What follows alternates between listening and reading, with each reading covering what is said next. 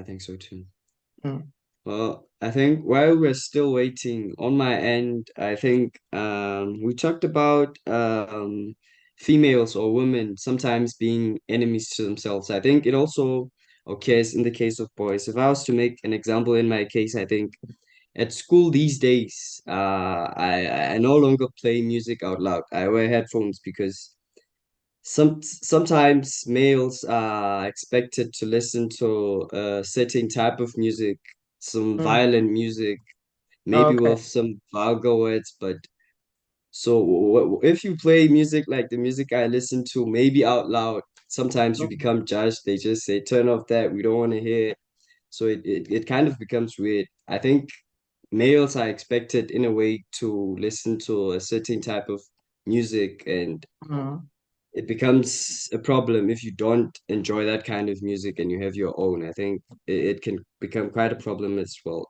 In my case, That's past true. Yeah, you experiences, I think yeah, so. you do have to be mindful about the things that you're internalizing. So of course, enjoy your music all you want, but don't make it a situation where you're only internalizing things that talk about negative outcomes and negative stereotypes types against one gender or the other. You really should just um, be open to things that are going to help you progress. Take in things that are going to be positive to your spirit, to your mind, that are going to make you feel better, not worse about a situation, you know? So be mindful about the things that you internalize, be it movies, be it music, be it, I don't know, art, anything like that. You have to be careful what it is you're taking in because it affects you. Mm, mm, Um, in the comment section, I think there's also another comment about reporting. It's like if girls mm. report, they are somehow seen as bad people by the society or by other women who end up accusing them of seducing somehow. So Mhm. sometimes they do mention that it's really hard to approach anyone because of fear of being judged.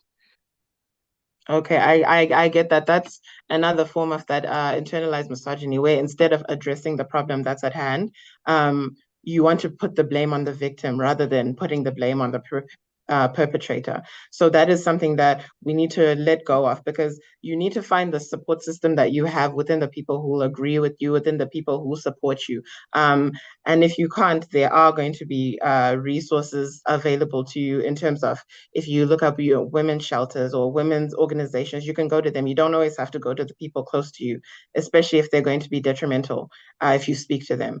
Find those people that will listen to you, that will support you through it. Be it a friend, be it a trusted adult or a trusted lecturer. Sometimes it's not even someone who you would usually think of, but you know, if I go to this person, I know I can get help. So feel free to do that.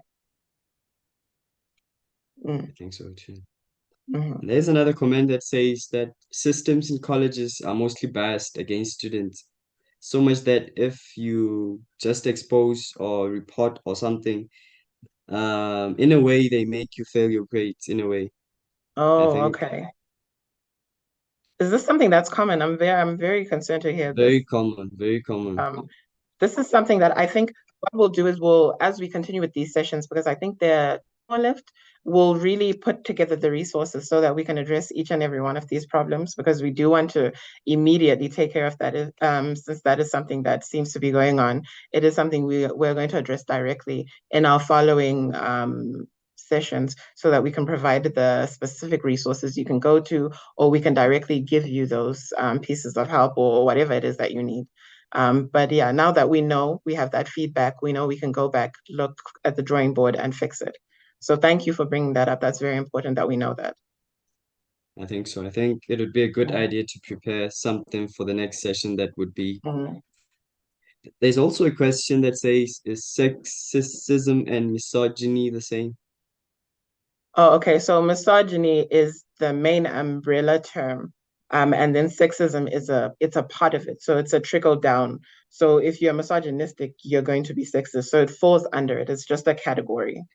Of it. So you know how we can say music, but in music there's hip hop, there's R&B. So it's kind of like that. With misogyny, there's different forms that it takes, and sexism is a part of it. So I hope that answers your question.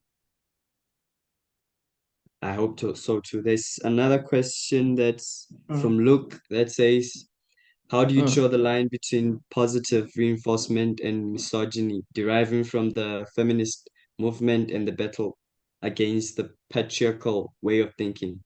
Should I repeat it again? No, it's okay. I think the best way to look at it is um, when someone is approaching the situation, like let's say you feel like someone is attacking you in the feminist movement, step back and see like what is it that they're asking for? Are they asking for a right or are they just trying to perpetuate a stereotype? And then that's how you differentiate it. Because if it's not actually addressing a specific situation, then you know that this person is just wanting to, because sometimes you'll always find outliers in any movement that want to take things to the extreme point. So look at what it is that they're trying to do. Are they actually trying to advocate for a right, or are they just trying to antagonize? And if it's just a case of antagonizing, then that's something that you don't address. You don't, because the more you give steam to people who like to do that, the louder that they are. So don't platform people who perpetuate those things. But step back and look, what is it that this person is trying to accomplish? If they just want to antagonize, then don't address it. I Mm, think there's one last comment that I would like to read out. It's from Dumisani. It says, mm, he thinks that people should address the issue of having only male-dominated SRC. I think this is the case for schools, and the mhm. presidium is always male, as women are considered weak. So that is something that it's getting better, although it is a slow process, but there are now more programs in place that address finding women in those circumstances that are there, trying to promote education in that way, trying to really reach out to girls and young women to pursue those types of things. So there are those programs in place. It is slow, but the more we have these types of discussions and the more we are open with each other like this, the closer we get to closing that gap.